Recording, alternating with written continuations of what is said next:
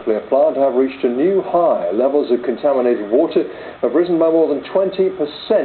Exposure to radiation at these levels could kill an unprotected person within hours, though it depends, of course, what kind of radiation is involved. And we're getting slightly conflicting reports on that.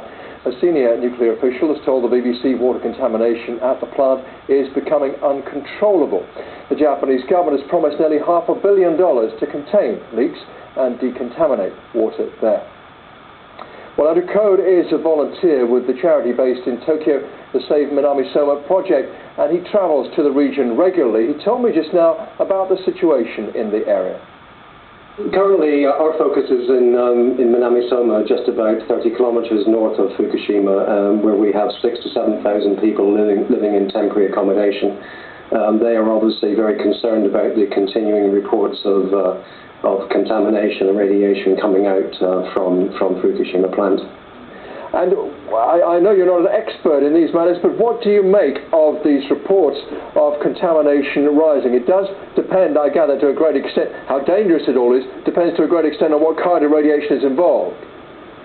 Yeah, well, it's cesium, so it's beta radiation, and it's all groundwater or water in the tank. So I don't, the townships north of Fukushima wouldn't necessarily have a problem, but the whole issue really is the containment of the water and whether it ever leaks into the ocean and contaminates the seafood, affecting potentially a very large area.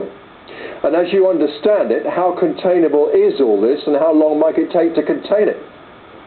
Well, I think the problem really is nobody really knows. There's been, over the last 2 years since the disaster, there's been a stream of continued revelations about things that are not quite as rosy as the TEPCO, the management company, would like you to believe. This is just another escalation in that 2 years of worsening storyline. It could be a lot worse than what it is, and of course the big issue that everybody's afraid of is if there was another major quake, all of these temporary water storage tanks might collapse, and then who knows what the size of the problem is.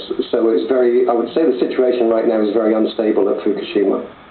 Andrew Code from the Save Minami Soma project.